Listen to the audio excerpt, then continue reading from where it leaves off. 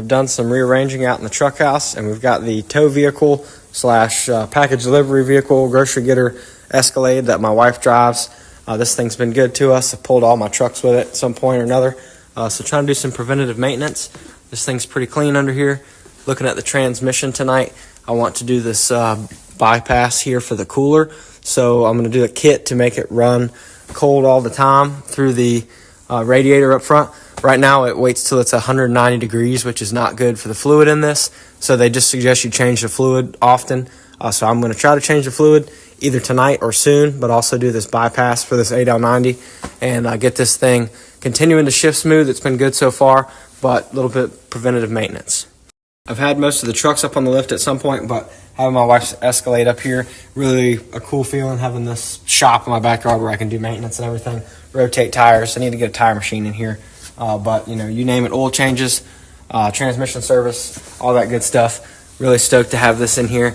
Got a pretty professional setup, even though I'm an amateur mechanic. Do not do this by trade. I work on helicopters some, but this automotive stuff I have to watch YouTube videos to figure it out because there's not as good of directions as there are with NPCs and helicopters. So I'm going to get to work. I'll let you know if anything cool happens, but just want to let y'all know that I'm stoked to be able to work my wife's car in my backyard like this with such a solid setup. All right, so we got this off here and just letting it drain right now. Try not to drop the O-rings. Got it mostly disconnected. Wanted to save this part for y'all, but now I need both my hands. There we go. Let that fluid come out, drain out for a little bit. And then we will take the insides out of this thing and change them out. Also, watching the Shed Life boys, TJ and Mac over in Australia. Enjoy that. And having a nice night in the shop. Here I've got the Cadillac block here. You can see I've taken it apart. This is the thermostat for it that waits till 190 degrees to let it get cooled. And then you can see got some other parts in there. Not going to mix those up with the new parts here from the Shift Technology kit. So this is basically a bypass for this to make it run cool all the time.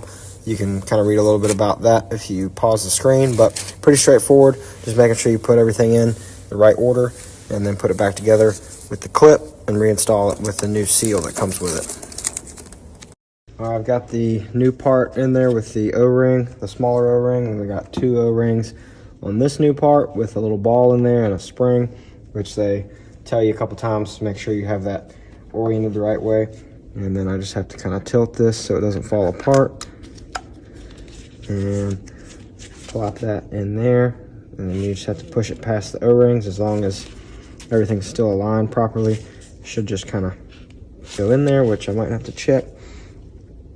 There we go, there's one O-ring. It's pretty tight. Let's see, make sure everything's in there. Right, I know I got to go in a little farther because I have to get the snap ring in, so I'm going to push it down on here. There we go. So that just snapped into place. And you can kind of see through the hole where the line connects and make sure everything looks good. Not much to look at in there, but then we'll reinstall this clip here. It's a quick down and dirty. The instructions are pretty good. Just wanted to show y'all what I'm doing in the shop.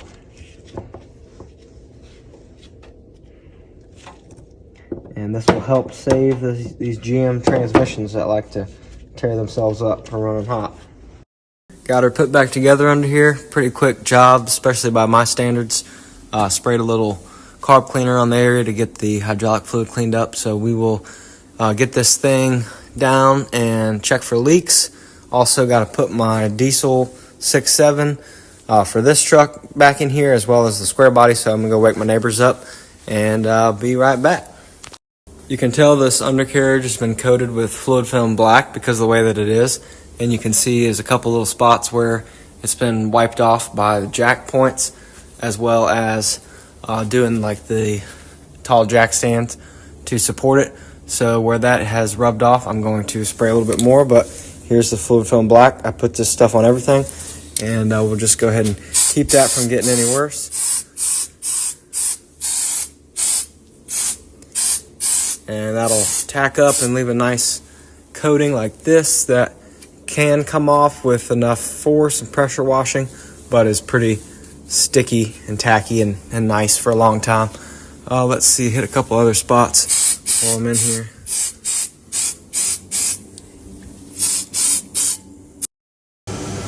All right, dropping her down. Need to wash this thing sometime.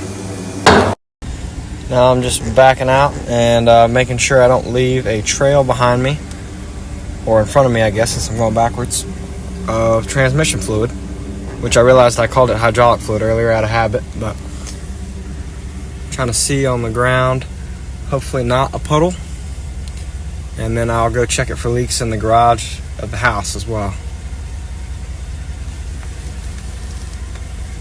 Looking good so far.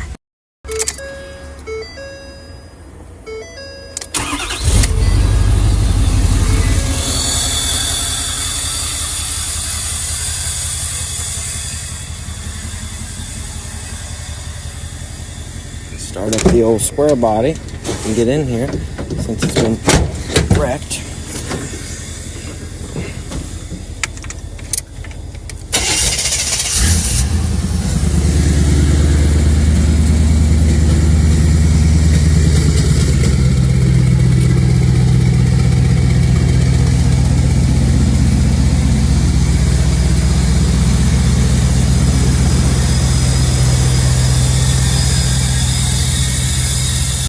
Got everything tucked away for the night, and the last thing I want to do, because I saw a black widow, is set off a few of these foggers that supposedly kill everything, including spiders. So I'm going to leave a couple of these in here overnight going off and see if we can take care of that.